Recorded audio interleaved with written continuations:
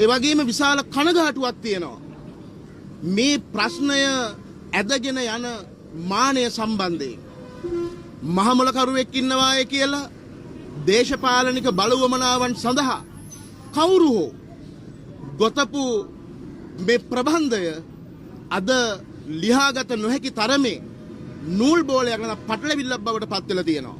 මම අභියෝග කරනවා සිරිල් ගාමිණී පියතුමා ඇතුළු කාදිනල්තුමා ප්‍රමුඛව ඒ කතෝලික පල්ලියේ ප්‍රධානීන්ටත් ඇංග්ලිකන් වෙන්න පුළුවන්, රෙපරමාදු වෙන්න පුළුවන්, ප්‍රොටෙස්ටන්ත වෙන්න පුළුවන්, ලුතරයානු වෙන්න පුළුවන් ඔය එකී මෙකී නොකී සියලුම පාර්ශවයන්ටත් ඒ වගේම මුස්ලිම් පාර්ශවයන්ගෙන් මේ සම්බන්ධයෙන් පෙනී ඉන්න බොහෝ දෙනාටත් විවෘතව අභියෝගයක් කරනවා. මේ නඩු කතන්දර අරව මේවා පැත්තකට දාලා මේ වගේ අවාසනාවන්ත සිදුවීමක් ගොඩනැගෙන්නට පසුබිම් වුණු හේතු හැවීම සඳහා කරුණාකර අපිත් එක්ක විවාදයකට එන්න කියලා. ඔහෙලා කියන ඕන තැනක ඕන මාධ්‍යයක ඕනම ජගතෙක් එක්ක දැන් ඔය පාර්ලිමේන්තුවේ ඉන්නවනේ 70 බුරුත්තක් 159ක් මේ ආණ්ඩුවේ. ඒ හැමෝමත් එක්ක ඕන තැනක මේක ගොඩනැගුණේ කොහොමද? මේක අහම්බයක්ද? කොයි කාලෙද මේ වැඩපිළිවෙල පටන් ගත්තේ? මේ 1953 ඉඳලා දිගෑදෙන වැඩපිළිවෙල. එහි කූට ප්‍රාප්තිය තමයි 2019 අප්‍රේල් 19 වෙනිදා අපි දැක්කේ.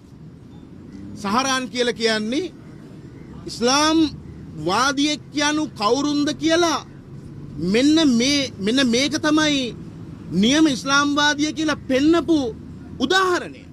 ඒක තේරුම් ගන්න බැරි බූරු රැලක් කොයි අන්තකටද කොයි තැනකටද මේක ගෙනියන්න කියන එක ගැන විශාල ප්‍රශ්නයක් තියෙනවා.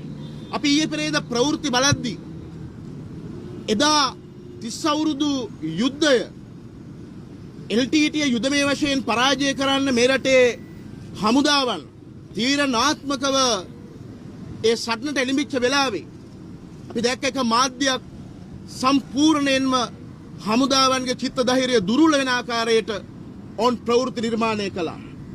මම දැක්ක සුරේෂ් සලේ මහත්මයා සම්බන්ධයෙන් ඔහු කරපු සේවය කියලා ඒ ප්‍රවෘත්තිය පළ කරන ගමන් බෝම්බේ පුපුරන සංසිද්ධියෙන් තමයි පළ කරන්නේ.